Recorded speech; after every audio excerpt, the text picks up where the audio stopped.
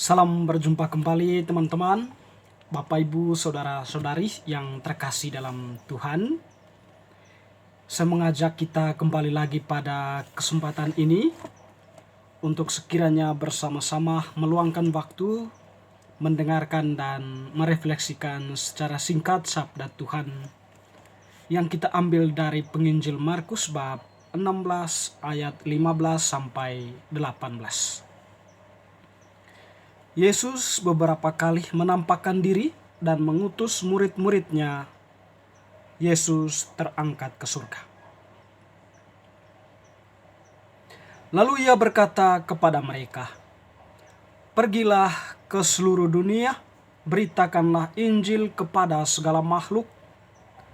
Siapakah yang percaya dan dibaptis akan diselamatkan, tetapi siapa yang tidak percaya akan dihukum. Tanda-tanda ini akan menyertai orang-orang yang percaya.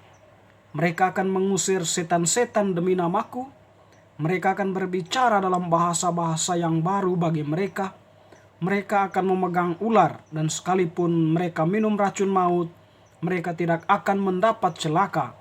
Mereka akan meletakkan tangannya atas orang sakit, dan orang itu akan sembuh." Demikianlah Injil Tuhan. Terpujilah Kristus. Teman-teman, Bapak Ibu Saudara-saudari yang terkasih, penginjil Markus pada hari ini menampilkan kepada kita di mana Yesus mengutus murid-muridnya.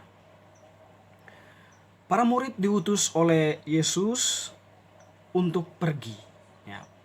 Pergi kemana? Pergi ke seluruh dunia. Dan apa tujuan mereka pergi? Tujuan mereka pergi adalah memberitakan Injil kepada segala makhluk dan sekaligus membaptis orang-orang yang percaya kepada Yesus. Teman-teman, sahabat-sahabat yang terkasih, perutusan para murid ini dijalankan dengan sungguh oleh mereka. Sebab mereka pasca kebangkitan, mereka percaya sungguh bahwa Yesus itu adalah Allah yang menjelma menjadi manusia, atau Mesias yang diutus Allah ke dalam dunia untuk menyelamatkan manusia yang berada di dalam kegelapan. Ataupun Mesias yang kalau dalam bahasa kitab suci perjanjian lama itu dikatakan sebagai dia yang telah memenuhi nubuat para nabi, atau yang memenuhi janji Allah yang telah disampaikannya kepada para nabi. Para murid sungguh percaya akan hal ini, sehingga ketika mereka diutus, mereka menjalankan dengan sungguh tugas perutusan mereka. Mereka pergi memberitakan Injil dimanapun mereka berada atau dimanapun mereka diutus. Tentu di dalam tugas perutusannya mereka ditentang dari mana-mana, atau mereka pun mendapatkan berbagai persoalan.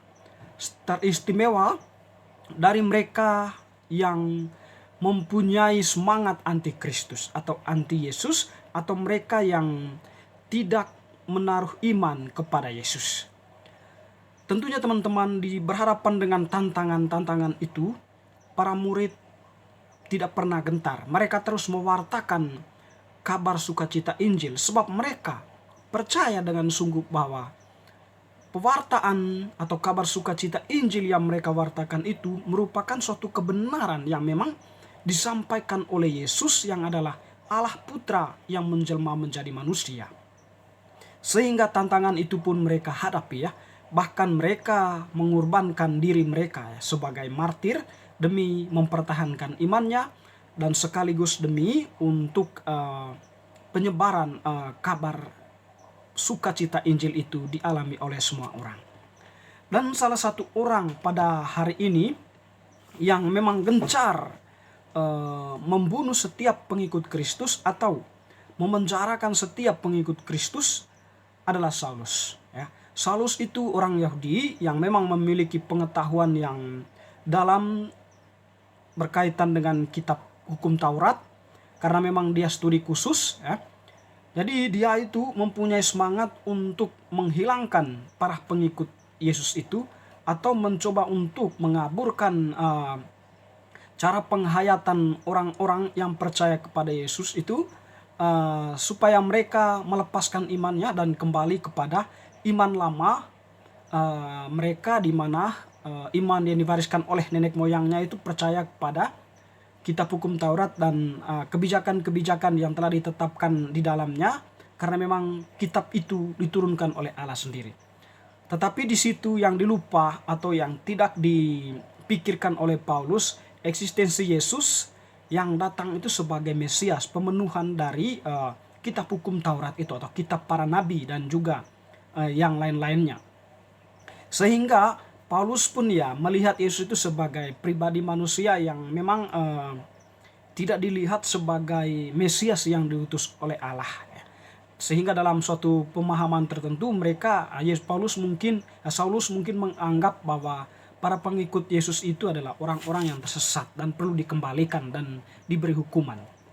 Menarik teman-teman yang terkasih, walaupun Saulus namanya waktu itu Saulus, sebelum dia bertobat, walaupun dia itu melakukan pengejaran terhadap orang-orang Kristen, tetapi Yesus memakai dia juga atau Yesus juga ingin agar Saulus itu menjadi bagian dari tugas perutusannya untuk mewartakan Injil. Sehingga ketika Saulus itu sedang melakukan misinya, yaitu mengejar orang-orang Kristen menuju Damsyik, di situ Tuhan menampakkan diri kepadanya dan sekaligus merupakan titik awal pertobatan Paulus pertobatan Saulus sehingga ketika dia bertobat, namanya pun diubah menjadi Paulus.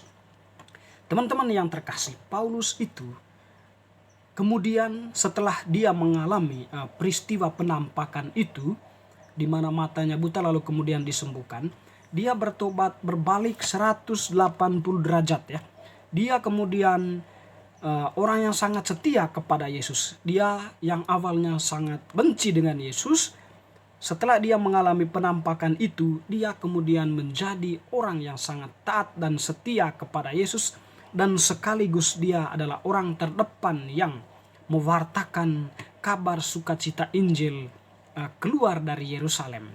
Jadi dia itu dengan semangatnya kemudian menjadi murid Yesus yang paling setia dan berani.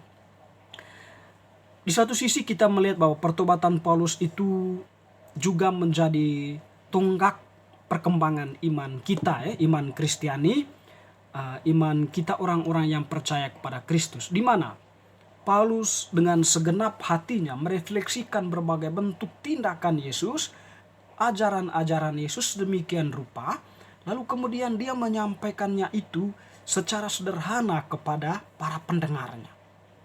Sehingga begitu banyak orang kemudian yang tertarik dengan hal itu, lalu mereka diminta untuk dibaptis Kemudian mereka diminta untuk dibaptis, dan kepada mereka Paulus mengajarkan begitu banyak hal tentang Yesus Kristus, apa yang telah dilakukan oleh Yesus, dan juga memperkenalkan Yesus itu sebagai Allah yang mencintai manusia atau sebagai terang yang menerangi kegelapan manusia. Teman-teman yang terkasih,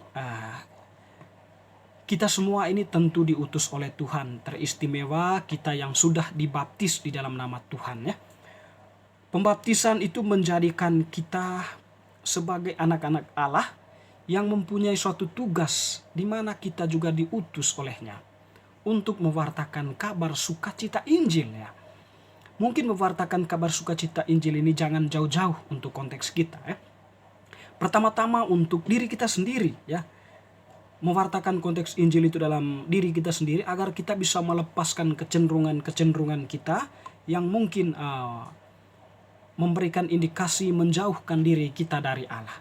Dan juga di dalam lingkungan keluarga kita, mencintai istri, mencintai anak-anak, mencintai suami apa adanya. Dan itu saya kira menjadi tugas kita, di mana kita mewartakan kabar sukacita Injil dalam lingkungan kecil seperti itu.